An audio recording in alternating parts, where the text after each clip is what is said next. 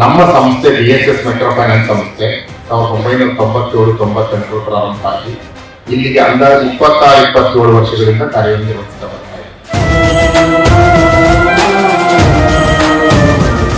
ಸುಮಾರು 18 ಲಕ್ಷ ಕುಟುಂಬಗಳಿಗೆ ನಾವು ಈ ಒಂದು ಮೈಕ್ರೋ ಫೈನಾನ್ಸ್ ಸಾಲದ ಬಂಡವಾಳದ ಸೌಲಭ್ಯವನ್ನು ಜನಗಳಿಗೆ ನಾವು ನಿರಂತರವಾಗಿ ನೀಡ್ತಾರೆ.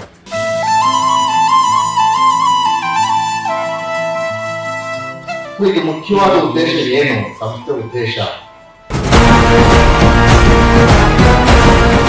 ಗ್ರಾಮೀಣ ಭಾಗದ ಬಡ ಮಹಿಳೆಯರಿಗೆ ಒಂದು ಆರ್ಥಿಕ ಸ್ವಾವಲಂಬನೆ. ನಮ್ಮ ಸಂಸ್ಥೆ BSS ಮೈಕ್ರೋ ಫೈನಾನ್ಸ್ ಸಂಸ್ಥೆ 1997-98 ಪ್ರಾರಂಭ ಆಗಿ ಇಲ್ಲಿಗೆ ಅಂದಾಜು 26-27 ವರ್ಷಗಳಿಂದ ಕಾರ್ಯನಿರ್ವಹಿಸ್ತಾ ಬರ್ತಾ ಇದೆ. ನಿಮಗೆಲ್ಲ ಇತ್ತೀಚೆಗೆ ಮೈಕ್ರೋ ಫೈನಾನ್ಸ್ ಬಗ್ಗೆ ಒಂದು ಸ್ವಲ್ಪ ಹೆಚ್ಚಿನ ಗಮನ ಸೆಳೆದಿದೆ. ಮೈಕ್ರೋ ಫೈನಾನ್ಸ್ ಅದು ಬಹಳಷ್ಟು ಒಳ್ಳೆಯ ಕಾರ್ಯದಿಂದಲೂ ನಡೆದಿದೆ, ಕೆಲವು ಅಲ್ಲೊಂದು ಇಲ್ಲೊಂದು ಸ್ವಲ್ಪ ಲೋಪದೋಷಗಳ ಕಾರಣದಿಂದ ಸ್ವಲ್ಪ ಸುದ್ದಿದೆ, ನಿಮ್ಗೆಲ್ಲರಿಗೂ ಗೊತ್ತಿರೋ ವಿಚಾರ. ಆದ್ರೆ ನಮ್ಮ BSS ಮೈಕ್ರೋ ಫೈನಾನ್ಸ್ ಸಂಸ್ಥೆ 27 ವರ್ಷಗಳಿಂದ ಹೃದಯ ರೋಗ ಮತ್ತು ಹೃದಯ ಶಸ್ತ್ರಚಿಕಿತ್ಸೆ, ವ್ಯಾಸ್ಕ್ಯುಲರ್ ಶಸ್ತ್ರಚಿಕಿತ್ಸೆ, ಸಮಗ್ರ ಹೃದಯ ಆರೈಕೆ ಸೇವೆಗಳಿಗಾಗಿ ನಿಮ್ಮ ವಿಶ್ವಾಸಾರ್ಹ RL Jalappa Narayana heart centre, STUMC campus, Tamaka, Kolar. 180030090309. Karnataka ರಾಜ್ಯದಲ್ಲಿ ಕಾರ್ಯನಿರ್ವಹಿಸ್ತಾ ಇದೆ. ಒಂದು 250 ಶಾಖೆಗಳನ್ನು ಒಳಗೊಂಡಿದೆ. ದೇಶದಾದ್ಯಂತ 870 ಶಾಖೆಗಳನ್ನು ಹೊಂದಿದ್ದು 13 ರಾಜ್ಯಗಳಲ್ಲಿ ಕಾರ್ಯನಿರ್ವಹಿಸ್ತಾ ಇದೆ. ಸುಮಾರು 18 ಲಕ್ಷ ಕುಟುಂಬಗಳಿಗೆ ನಾವು ಈ ಒಂದು ಮೈಕ್ರೋ ಫೈನಾನ್ಸ್ ಸಾಲದ ಬಂಡವಾಳದ ಸೌಲಭ್ಯವನ್ನು ಜನಗಳಿಗೆ ನಾವು ನಿರಂತರವಾಗಿ ನೀಡ್ತಾ ಬಂದಿದ್ದೀವಿ. ಇದು ಮುಖ್ಯವಾದ ಉದ್ದೇಶ ಏನು? ಸಂಸ್ಥೆ ಉದ್ದೇಶ ಗ್ರಾಮೀಣ ಭಾಗದ ಬಡ ಮಹಿಳೆಯರಿಗೆ ಒಂದು ಆರ್ಥಿಕ ಸ್ವಾವಲಂಬನೆ ಕಲ್ಪಿಸಿಕೊಡೋದು.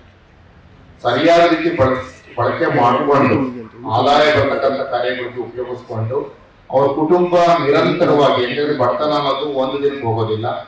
ಮತ್ತೆ ಇವತ್ತು ಕೂಡ ನಮ್ಮ ಗ್ರಾಮೀಣ ಭಾರತದಲ್ಲಿ ಆರ್ಥಿಕ ಸಾಕ್ಷರತೆ ಒಂದು ಸ್ವಲ್ಪ ಕಡಿಮೆ ಮಟ್ಟದಲ್ಲೇ ಇದೆ. ನಾವು ಶುರು ಮಾಡಿದಾಗ ಬಹಳ ಸಮಸ್ಯೆ ಇದೆ, ಈಗಲೂ ಕೂಡ ಸಮಸ್ಯೆ ಇದೆ. ಆದ್ರೆ ಇವತ್ತಿಗೆ ಹೋಲಿಸ್ಕೊಂಡ್ರೆ ಅವತ್ತಿಗೆ ಬಹಳ ಕಷ್ಟ ಇದೆ. ಅಂದ್ರೆ ಗ್ರಾಮೀಣ ಭಾಗದ ಮಹಿಳೆಯರಿಗೆ ಒಂದು ಬಂಡವಾಳ ಸೌಲಭ್ಯ ಸಿಗೋದು ಬಹಳ ಪರೀಕ್ಷೆ. ಅಂತಹ ಒಂದು ಸನ್ನಿವೇಶದಲ್ಲಿ 97-98 ಇಸ್ವಿ ನಾವು ಈ ಕಾರ್ಯಕ್ರಮವನ್ನ ನಮ್ಮ ಮಹಿಳೆಯರು, ಗ್ರಾಮೀಣ ಭಾಗದ ಮಹಿಳೆಯರಿಗೆ ಯಾವುದರಲ್ಲೂ ಕೊರತೆ ಇಲ್ಲ, ಬುದ್ಧಿ ಇದೆ, ಶಕ್ತಿ ಇದೆ. ಆದ್ರೆ ಒಂದು ಆರ್ಥಿಕ ಬಂಡವಾಳ ಸಿಕ್ಕಿದ್ದೆ ಆದ್ರೆ ಅವ್ರ ಕುಟುಂಬವನ್ನ ಮತ್ತಷ್ಟು ಮೇಲೆ ತರೋದಕ್ಕೆ ದಾರಿ ಆಗುತ್ತೆ ಅಂತ ನಾವು ಕರ್ನಾಟಕ ರಾಜ್ಯದಲ್ಲಿ ನಮ್ದು ಮೊದಲನೇ ಇನ್ಸ್ಟಿಟ್ಯೂಷನ್ ಶುರುವಾಗಿದೆ. ಇವತ್ತು ಹಲವಾರು ಮೈಕ್ರೋ ಫೈನಾನ್ಸ್ ಸಂಸ್ಥೆಗಳಿದೆ, ಬೇರೆ ಬೇರೆ ರಾಜ್ಯಗಳಿಂದ ಕಾಲೇಜಿದ್ದಾರೆ, ನಡೆಸ್ತಾ ಇದ್ದಾರೆ. ಸುಮಾರಷ್ಟು ಬ್ಯಾಂಕ್ಗಳು ನೇರವಾಗಿ ನಡೆಸ್ತಾ ಇದ್ದಾವೆ. ಆದ್ರೆ ನಾವು ಮೊದಲಿಗೆ ಶುರು ಮಾಡಿದ ಕರ್ನಾಟಕದಲ್ಲಿ ನಮ್ದು ಮೊದಲನೇ ಸಂಸ್ಥೆ.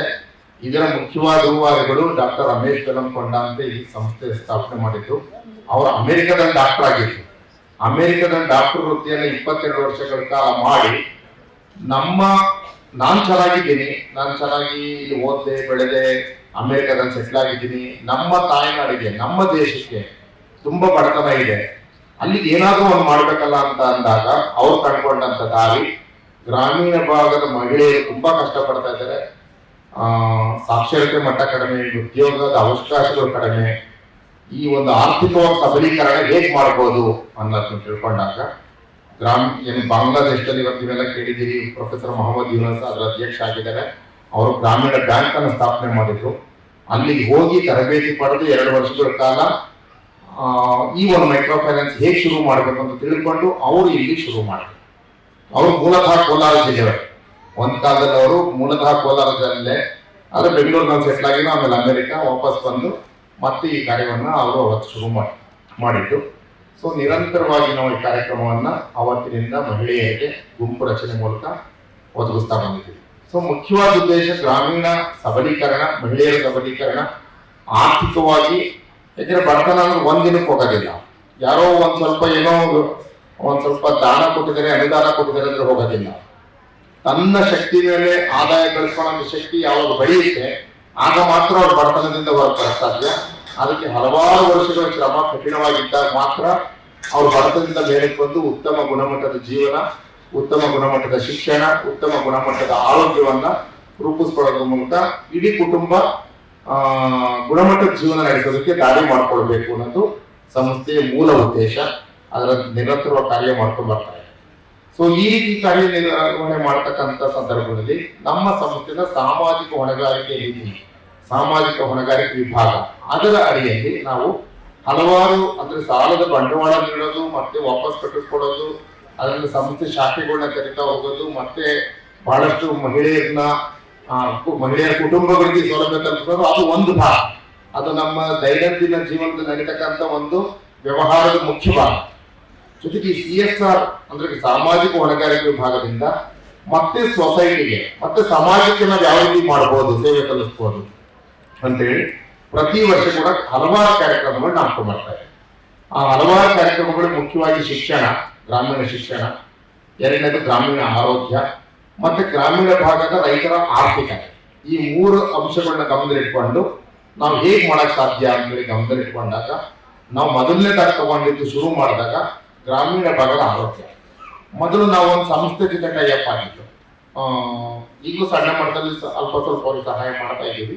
ಒಂದು SBYM ಅಂತ ಹೇಳಿ, ಏನು ಸ್ವಾಮಿ ವಿವೇಕಾನಂದ ಯೂತ್ ಮೂವ್ಮೆಂಟ್, ಅವರು ಈ ಚಾಮರಾಜನಗರ, ಮೈಸೂರು ಈ ಭಾಗದಲ್ಲಿ ಒಂದು ಆರೋಗ್ಯಕ್ಕೆ ಸಂಬಂಧಪಟ್ಟಂತೆ ಬಹಳ ಗ್ರಾಮೀಣ ಭಾಗದ ಜನರಿಗೆ ನಿರಂತರವಾಗಿ ಶ್ರಮಿಸ್ತಾ ಇದ್ದಾರೆ.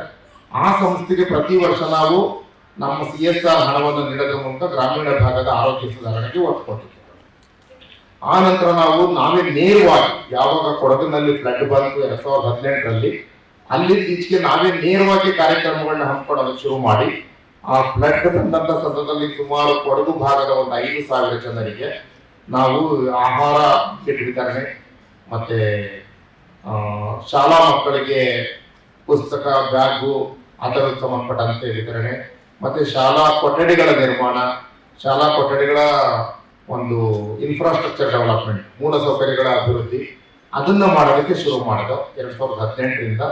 ಆ ನಂತರ ನಿರಂತರವಾಗಿ ಶಿಕ್ಷಣಕ್ಕೆ ಸಂಬಂಧಪಟ್ಟಂತೆ ಕರ್ನಾಟಕ ರಾಜ್ಯದಲ್ಲಿ ಒಂದು 5,000 ಸರ್ಕಾರಿ ಶಾಲೆಗಳು, ಎಲ್ಲ 30 ಜಿಲ್ಲೆಗಳಿಂದ ಸೇರಿ 5,000 ಸರ್ಕಾರಿ ಶಾಲೆಗಳಿಗೆ ನಾವು ಮೂಲಭೂತ ಸೌಕರ್ಯಕ್ಕೆ ಹೇಗೆ ಒದಗಿಸ್ಬೋದು ಅಂದ್ರೆ desk, chair, compound, toilet construction, water purifier ಅಥವಾ RO ಯೂನಿಟ್, ಈ ರೀತಿಯಾದಂತೆ ಇವನ್ನ ನಿರಂತರವಾಗಿ ಒಂದು 5,000 ಸರ್ಕಾರಿ ಶಾಲೆಗಳಿಗೆ ಮೂಲಸೌಕರ್ಯತೆಯನ್ನ ನಾವು ಶಿಕ್ಷಣಕ್ಕೆ ಸಂಬಂಧಪಟ್ಟಂತೆ ಒದಗಿಸ್ತಾ ಇದ್ದೀವಿ. ಆದರೆ ಸರ್ಕಾರಿ ಶಾಲೆಗಳು ಮಾತ್ರನೇ ನಾವು ಆಯ್ಕೆ ಮಾಡಿಕೊಂಡು ಅದನ್ನು ನಿರ್ವಹಣೆ ಮಾಡಿದ್ವಿ. ಜೊತೆಗೆ 2021-22ರಲ್ಲಿ ಕೋವಿಡ್ ಬಂತು, ನಿಮಗೆಲ್ಲ ಗೊತ್ತಿದೆ. ಆ ಸಂದರ್ಭದಲ್ಲೂ ಕೂಡ ಸಂಸ್ಥೆ ತನ್ನ ಮಿತಿ ಒಳಗಡೆ ಸಾಮಾಜಿಕ ಜವಾಬ್ದಾರಿ ಫಂಡಿಂದ ನಾವು ಫುಡ್ ಕಿಟ್ ವಿತರಣೆ ಆಗಿರ್ಬೋದು, ಇನ್ನು ಬೇರೆ ಬೇರೆ ಅವ್ರಿಗೆ ಒಂದು ಬೇರೆ ಬೇರೆ ಕಿಟ್ಗಳ ವಿತರಣೆ ಮೂಲಕ ಸಾಮಾಜಿಕ ಕಾರ್ಯದಲ್ಲಿ ತೊಡಗಿತು. ಆನಂತರ ನಾವು ಅಪೋಲೋ ಮೆಡಿಸಿನ್ಸ್ ಒಂದು 6 ಜಿಲ್ಲೆಯಲ್ಲಿ ಅಪೋಲೋ ಹಾಸ್ಪಿಟಲ್ಸ್ ಅವ್ರ ಜೊತೆ ಟೈಅಪ್ ಮಾಡಿ ಹಾಗೆ ಚಿತ್ರದುರ್ಗ, ಚಾಮರಾಜನಗರ, ಮತ್ತೆ ನಮ್ಮ ತುಮಕೂರು, ಬೆಳಗಾಂ, ಧಾರವಾಡ, ಇಲ್ಲಿ ಗ್ರಾಮೀಣ ಭಾಗದಲ್ಲಿ ಮೊಬೈಲ್ ಆಂಬುಲೆನ್ಸ್, ಮೊಬೈಲ್ ಯೂನಿಟ್, ಆ ಮೂಲಕ ಒಂದು 100 ಹಳ್ಳಿಗಳನ್ನ ಕವರ್ ಮಾಡೋದ್ರ ಮೂಲಕ ಅವ್ರು ಇರೋ ಜಾಗಕ್ಕೆ ಹೋಗಿ ನಾವು ಒಂದು ಏನು ಕಾಯಿಲೆ ಇರ್ಬೋದು, ಆ ಒಬ್ಬರು ಡಾಕ್ಟರ್ ಇರ್ತಾರೆ, ಸಮ್ ಮೆಡಿಸಿನ್ಸ್ ಇರುತ್ತೆ, ಚೆಕ್ ಮಾಡಿ ಅವ್ರಿಗೆ ಅಲ್ಲೇ ಸ್ಥಳದಲ್ಲೇ ಅವ್ರ ಆಸ್ಪತ್ರೆ ಬರೋದು ಬಂದು ಇವರು ಮೊಬೈಲ್ ಹೆಲ್ತ್ ಕೇರ್ ಯೂನಿಟ್ ಅಂತ ಆ ಶಿಕ್ಷೆ ಅದು ಹಾಸ್ಪಿಟಲ್ ಗ್ರೂಪ್ನವ್ರ ಜೊತೆ ಒಡನಾಟ ಟೈಅಪ್ ಆಗಿ ಅದನ್ನು ಕೂಡ ಮಾಡ್ತಾ ಇದ್ದೀವಿ. ಅದಲ್ಲದೆ ಈಗ ನಾವು ಗ್ರಾಮೀಣ ರೈತರ ಆರ್ಥಿಕತೆ ಅಂದ್ರೆ ಒಂದು 5,000 ರೈತರ ಕುಟುಂಬಗಳಿಗೆ ಈ ಬೈಕ್ ಅನ್ನೋ ಒಂದು ಸಂಸ್ಥೆ ಜೊತೆ ಕೂಡಿ ಈ ಏನು ಸೀಮೆ ಹಸುಗಳು ಇರ್ತಾವಲ್ಲ, ಹೈಬ್ರಿಡ್ ಹಸುಗಳು, ಅವು ಬಹಳಷ್ಟು ಗಂಡು ಕರುಗಳನ್ನ ಹಾಕ್ತಾಗ ರೈತರಿಗೆ ಅಷ್ಟು ಲಾಭ ಸಿಗೋದಿಲ್ಲ. ಅದನ್ನ ಆರ್ಟಿಫಿಷಿಯಲ್ ಇನ್ಸಮಿನೇಷನ್ ಅಂತ ಕರಿತೀವಿ. ಅಂದ್ರೆ ಕೃತಕ ಗರ್ಭಧಾರಣೆ ಮೂಲಕ ಅವು ಹೆಚ್ಚು ಹೆಣ್ಣು ಕರುಗಳನ್ನ ಹಾಕೋದಕ್ಕೆ ನಾವು ಆ ಸಂಸ್ಥೆ ಶ್ರಮಿಸ್ತಾ ಇದೆ. ಬೈಕ್ ಅನ್ನೋ ಸಂಸ್ಥೆ ಗ್ರಾಮೀಣ ಭಾಗದ ರೈತರಿಗೆ ಜಾನುವಾರುಗಳ ಸಂರಕ್ಷಣೆ ಎಲ್ಲಿ ತೊಡಗಿದೆ. ಆ ಜಾನುವಾರು ಸಂರಕ್ಷಣಾ ಇದಕ್ಕೆ ನಾವು ಆ ಸಂಸ್ಥೆಯಿಂದ ಒಂದು 6 ಜಿಲ್ಲೆಗಳಲ್ಲಿ, ಅದು ಕೂಡ ಮಂಡ್ಯ, ಮೈಸೂರು, ಎಲ್ಲೂ ಹೈನುಗಾರಿಕೆ ಜಾಸ್ತಿ ಇದೆ ಅಲ್ಲೆಲ್ಲ, ಇವತ್ತು ಚಿಕ್ಕಬಳ್ಳಾಪುರ ಕೂಡ ಮಾಡಿದ್ದೀವಿ ಅನ್ಸುತ್ತೆ. ಸೊ ಒಂದು 6ರಿಂದ 7 ಜಿಲ್ಲೆಯಲ್ಲಿ ನಾವು ಈ ಒಂದು 5,000 ರೈತರಿಗೆ ಈ ಉಚಿತ ಮೇವು ಮತ್ತೆ ಉಚಿತ ಕೃತಕ ಗರ್ಭಧಾರಣ ಕೇಂದ್ರಗಳಿಗೆ ನಡೆಸೋದ್ರ ಮೂಲಕ ಒಂದು ಆರ್ಥಿಕತೆ, ಅಲ್ಲಿಗೆ ಶಿಕ್ಷಣ ಮತ್ತೆ ಆರೋಗ್ಯ ಮತ್ತೆ ಆರ್ಥಿಕತೆ, ಗ್ರಾಮೀಣ ಆರ್ಥಿಕತೆ, ಈ 3 ವಿಭಾಗದಲ್ಲಿ ಪ್ರತಿ ವರ್ಷ ನಿರಂತರವಾಗಿ ಇದುವರೆಗೂ ನಾವು ಸಾಮಾಜಿಕ ಹೊಣೆಗಾರಿಕೆ ನಿಧಿಯಡಿ ಕಾರ್ಯನಿರ್ವಹಿಸ್ತಾ ಇದ್ದೀವಿ. ಈ ವರ್ಷ ಮೊದಲನೇ ಬಾರಿಗೆ ಶಿಕ್ಷಣದ ಅಂಗವಾಗಿ ಮತ್ತೆ ಮುಂದುವರೆದು ಒಂದು 5,000 ವಿದ್ಯಾರ್ಥಿಗಳಿಗೆ ಸರ್ಕಾರಿ ಶಾಲೆಗೆ ಓದಿರ್ತಕ್ಕಂಥ ಮಕ್ಕಳಿಗೆ ಒಂದು 60% ಕನಿಷ್ಠ ತೆಗೆದಿದ್ರು ಕೂಡ SSLC PUC ಓದಿರುವಂಥ ಮಕ್ಕಳಿಗೆ ಮುಂದಿನ ಶಿಕ್ಷಣದ ಉತ್ತೇಜನಕಾರಿಯ ನಮ್ಮ ಮಿತಿ ಒಳಗಡೆ ನಾವು ಏನಾದರೂ ಹೊಸ ರೀತಿಯಲ್ಲಿ ಶುರು ಮಾಡಬೇಕು ಅಂತೇಳಿ ಒಂದು 16 ಜಿಲ್ಲೆಯಲ್ಲಿ ಈ ವರ್ಷ ನಾವು ಪ್ರತಿ ಜಿಲ್ಲೆಗೆ 300 ವಿದ್ಯಾರ್ಥಿಗಳಂತೆ ಒಂದು 5,000 300 320 350 ವಿದ್ಯಾರ್ಥಿಗಳವರೆಗೂ 5,000 ವಿದ್ಯಾರ್ಥಿಗಳಿಗೆ ವಿದ್ಯಾರ್ಥಿ ಮತ್ತು ವಿದ್ಯಾರ್ಥಿನಿಯರಿಗೆ ನಾವು ಈ ಸ್ಕಾಲರ್ಶಿಪ್ ವಿತರಣಾ ಕಾರ್ಯಕ್ರಮವನ್ನು ಹಾಕೊಂಡಿದ್ದೀವಿ. ಈ ವರ್ಷದಲ್ಲಿ ಆಲ್ಮೋಸ್ಟ್ ಕೊನೆ ಹಂತದಲ್ಲಿದ್ದೀವಿ. ಕೋಲಾರ ಚಿಕ್ಕಬಳ್ಳಾಪುರ ಮುಗಿಸಿದ್ರೆ ನಮ್ಮೆಲ್ಲ 16 ಜಿಲ್ಲೆಗಳು ಕೂಡ ಕಂಪ್ಲೀಟ್ ಆಗುತ್ತೆ. ಈ ವರ್ಷ ಒಂದು ಸ್ವಲ್ಪ ತಡವಾಗಿ ಶುರು ಮಾಡೋದು, ಇದೆಲ್ಲ ಯೋಜನೆಗೆ ಮೊದಲನೇ ಬಾರಿ ಆಗಿರೋದ್ರಿಂದ. ಸೊ ಇನ್ನು ಮುಂದೆ ನಿರಂತರವಾಗಿ ಕನಿಷ್ಠ 10,000 ವಿದ್ಯಾರ್ಥಿಗಳಿಗೆ ಪ್ರತಿ ವರ್ಷ ನಮ್ಮ ಸಂಸ್ಥೆಯಿಂದ ಸ್ಕಾಲರ್ಶಿಪ್ನ ಕಂಟಿನ್ಯೂ ಮಾಡಬೇಕು ಅಂತ ಒಂದು ಯೋಜನೆ ಕೂಡ ಹಾಕೊಂಡಿದ್ದೀವಿ. ಸೊ ಈ ನಿಟ್ಟಿನಲ್ಲಿ ಸಂಸ್ಥೆ ಈ ವರ್ಷ ಹೊಸದಾಗಿ ಸ್ಕಾಲರ್ಶಿಪ್ ವಿತರಣೆಯನ್ನು ನಡೆಸಿದೆ. ಸೊ ನಿಮ್ಮ ಕೋಲಾರ ಜಿಲ್ಲೆಯಲ್ಲಿ ಒಂದು 300 ಮಕ್ಕಳಿಗೆ ನಾವು 280-300 ಮಕ್ಕಳಿಗೆ ಆಯ್ಕೆ ಮಾಡ್ಕೊಂಡಿದ್ದೀವಿ. ಕೆಲವು ಮಾನದಂಡಗಳ ಆಧಾರದ ಮೇಲೆ ಮುಖ್ಯವಾದ ಮಾನದಂಡ ಸರ್ಕಾರಿ ಶಾಲೆಗಳಾಗಿರಬೇಕು, ಗ್ರಾಮೀಣ ಭಾಗದ ಮಕ್ಕಳಾಗಿರಬೇಕು, ಮೂರನೇದು ಕನಿಷ್ಠ 60% ಶೇಕಡ ತಗ್ತಿರ್ಬೇಕು. ಅದರೊಳಗಾಗಿ ಶೇಕಡ 70% ಹೆಣ್ಮಕ್ಳಿಗೆ ಕೊಡಬೇಕು. ಯಾಕೆಂದರೆ ಹೆಣ್ಮಕ್ಳು ವಿದ್ಯಾಭ್ಯಾಸ ತಿಳಿಸಬಾರ್ದು, ತಂದೆ ತಾಯಿಗಳು ಅವ್ರಿಗೆ ಓಕೆ ಒಂದಲ್ಲ ಒಂದು ಸಂಸ್ಥೆಗಳು ಅವ್ರಿಗೆ ಪೂರಕವಾಗಿ ಬರುತ್ತೆ ಅಂದರೆ ಅವ್ರು ಒಂದು ಕನಿಷ್ಠ ಡಿಗ್ರಿ ಹಂತಕ್ಕವರೆಗೂ ನಿರಾತಂಕವಾಗಿ ಓದಂಗೆ ವ್ಯವಸ್ಥೆ ಇರಬೇಕು ಅನ್ನೋ ಕಾರಣಕ್ಕೆ ನಾವು ಸ್ಕಾಲರ್ಶಿಪ್ನ ಪ್ರತಿ ವರ್ಷನೂ ಮುಂದುವರಿಸಬೇಕು. ಇನ್ನು ಮುಂದೆ SSLC and PUC turning point ಅವ್ರಿಗೆ. SSLC ಆದ್ಮೇಲೆ ಮುಂದೆ ಓದ್ಬೇಕಾ ಬೇಡವಾ ಅನ್ನೋದು ಒಂದು ಕ್ವಶನ್, PUC ಆದ್ಮೇಲೆ ಮುಂದೆ ಓದ್ಬೇಕಾ ಬೇಡವಾ, ಒಟ್ಟಾರೆ ಕನಿಷ್ಠ ಡಿಗ್ರಿವರೆಗೂ ಅವ್ರಿಗೆ ಯಾವುದೇ ವಿದ್ಯಾಭ್ಯಾಸ ಕೊರತೆ ಆಗಬಾರ್ದು ಅನ್ನೋದು ನಮ್ದು ಇಟ್ಕೊಂಡು ಈ ವರ್ಷ ನಾವು ಈ ಸ್ಕಾಲರ್ಶಿಪ್ ಪ್ರೋಗ್ರಾಮ್ ನಡೆಸ್ತಾ ಇದ್ದೀವಿ. ಸೊ ಇವತ್ತು ನೀವೆಲ್ಲರೂ ಇಲ್ಲಿ ಬಂದಿರೋದು ಬಹಳ ಸಂತೋಷ. ನಾವು ಇನ್ನೇನು ಕೆಲವಕ್ಕೆ ಕ್ಷಣಗಳಲ್ಲಿ ನಾವು ಈ ಸ್ಕಾಲರ್ಶಿಪ್ ವಿತರಣಾ ಅಂಗವಾಗಿ ಒಂದು ಸರ್ಟಿಫಿಕೇಟ್ನ ವಿತರಣೆ ಮಾಡ್ತೀವಿ ವಿದ್ಯಾರ್ಥಿಗಳಿಗೆ. ಅವ್ರಿಗೆ ಕೊಡ್ತಕ್ಕಂಥ ಏನು ಮೊತ್ತ ಇದೆ ಸ್ಕಾಲರ್ಶಿಪ್ ಮೊತ್ತ ಅದನ್ನು ನೇರವಾಗಿ ಅವ್ರ ಬ್ಯಾಂಕ್ ಖಾತೆಗೆ ಜಮೆ ಮಾಡ್ತೀವಿ. ಈಗಾಗಲೇ ಅದಕ್ಕೆ ಸಂಬಂಧಪಟ್ಟಂಥ ವಿವರಗಳನ್ನ ನಾವು ತೆಗೆದುಕೊಂಡಿದ್ದೀವಿ. ಸೊ ಹಾಗಾಗಿ ಈ ಒಂದು ಸಂಸ್ಥೆಯ ಒಂದು ಕಿರುಪರಿಚಯ ಮಾಡಿಕೊಟ್ಟು ಸಂಸ್ಥೆಗೆ ಸಂಬಂಧಪಟ್ಟಂಥ CSR ಇಂದ ನಾವು ಏನೆಲ್ಲ ಮಾಡಿದ್ದೀವಿ, ಇದುವರೆಗೂ ಮುಂದೆ ಏನು ಮಾಡೋಕ್ಕೆ ಯೋಜನೆ ಹೊಂದಿದ್ದೀವಿ ಅನ್ನೋದ್ರ ಬಗ್ಗೆ ಒಂದು ಕಿರುಪರಿಚಯವನ್ನು ನೀವು ಮಾಡ್ಕೊಳ್ಳೋದ್ರ ಮೂಲಕ ಇವತ್ತು ಈ ಸ್ಕಾಲರ್ಶಿಪ್ ವಿತರಣಾ ಕಾರ್ಯಕ್ರಮವನ್ನು ನಾವು ಶುರು ಮಾಡ್ತಾ ಇದ್ದೀವಿ. ಕೆಲಸ ನಮ್ಮ ಕೋಲಾರ ಜಿಲ್ಲೆಯಲ್ಲಿ ಬೇಕಾದಷ್ಟು ಫೈನಾನ್ಸ್ಗಳನ್ನು ನಾವು ನೋಡ್ತಾ ಇದೀವಿ. ದಿನ ಬೆಳಗಾದ್ರೆ ನಮ್ಮ ಮನೆ ಹತ್ರ ಬರ್ತಾರೆ ಕಳ್ಸ್ಕೊಳಕ್ಕೆ, ಬರ್ತಾರ ಇಲ್ವಾ? LNT ಅಂತೆ, ಆಂಧ್ರ ಬ್ಯಾಂಕ್ ಅಂತೆ, ಇನ್ನೊಂದು ಮತ್ತೊಂದು ಎಲ್ಲ ಬರ್ತಾರೆ.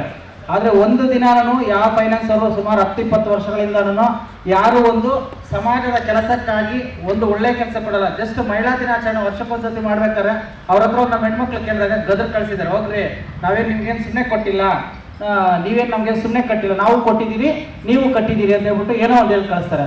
ಆದರೆ ಈ BSS ಸಂಸ್ಥೆಯವರು ಅದು ಹಳ್ಳಿಗಾಡಲ್ಲಿರೋಂತಹ ಬಡವರ ವಿದ್ಯಾರ್ಥಿಗಳನ್ನು ಗುರುಸಿ, ಸರ್ಕಾರಿ ಶಾಲೆಯಲ್ಲಿ ಓದ್ತಾರಂಥ ಮಕ್ಕಳನ್ನು ಗುರುಸಿ ಇವತ್ತು ಏನು ಸಹಾಯಸ್ಥರಾಗಿ ನಮಗೆ ಒಂದು ಕಿರು ಕಾಣಿಕೆ ರೀತಿ ಕೊಡ್ತಿದ್ದಾರೆ.